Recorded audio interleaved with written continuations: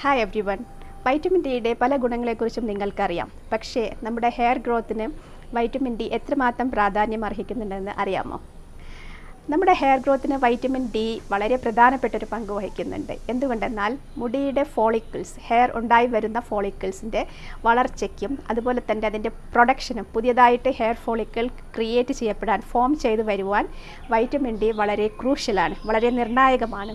അതുകൊണ്ട് എല്ലാവരും ഭക്ഷണത്തിൽ വൈറ്റമിൻ ഡി ഉൾപ്പെട്ട വസ്തുക്കൾ ഉപയോഗിക്കുക. അതായത് എഗ്ഗ് ഒരു പ്രധാനപ്പെട്ട സോഴ്സാണ്, മുട്ട, അതുപോലെ മാക്കറൽ, നെത്തോലി പോലുള്ള മീൻ, ഇതെല്ലാം സാൽമൺസ്, ഇതെല്ലാം വൈറ്റമിൻ ഡി റിച്ച് ആണ്. പിന്നെ സൂര്യപ്രകാശവും നമുക്ക് വൈറ്റമിൻ ഡി ആവശ്യത്തിന് തരും. ഒരു 2:30 മുതൽ 3 വരെയുള്ള വെയിലൊക്കെ കൊള്ളുന്നതായിരിക്കും ഏറ്റവും അഭികാമ്യമായ സമയം ഇന്ത്യയിൽ.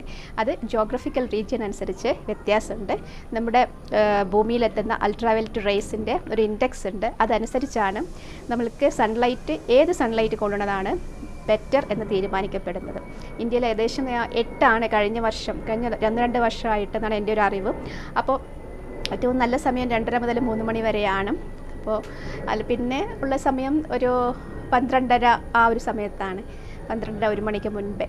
അപ്പോൾ ഇത്തരം കാര്യങ്ങൾ ശ്രദ്ധിച്ച്, സൂര്യപ്രകാശത്തിൽ നിന്ന് തന്നെ നമുക്ക് ഇത് കിട്ടണം എന്നില്ല, വൈറ്റമിൻ ഡി കിട്ടണം എന്നില്ല. കാരണം സപ്ലിമെൻറ്റ്സ് ഉപയോഗിച്ചാലും നമുക്ക് വൈറ്റമിൻ ഡി കിട്ടും. അപ്പോൾ എത്രമാത്രം സപ്ലിമെൻറ്റ്സ് ഉപയോഗിക്കണം എന്നുള്ളത് ഡോക്ടറുടെ സൂപ്പർവിഷനിൽ മാത്രം ചെയ്യേണ്ട കാര്യമാണ്. ഓവറായിട്ട് വൈറ്റമിൻ ഡി യൂസ് ചെയ്യരുത്. വൈറ്റമിൻ ഡി ചെക്ക് ചെയ്തിട്ട് യൂസ് ചെയ്യുക. 25 ഹൈഡ്രോക്സി വൈറ്റമിൻ ഡി എന്ന ടെസ്റ്റാണ് അതിന് വേണ്ടിയിട്ട് യൂസ് ചെയ്യുന്നത്.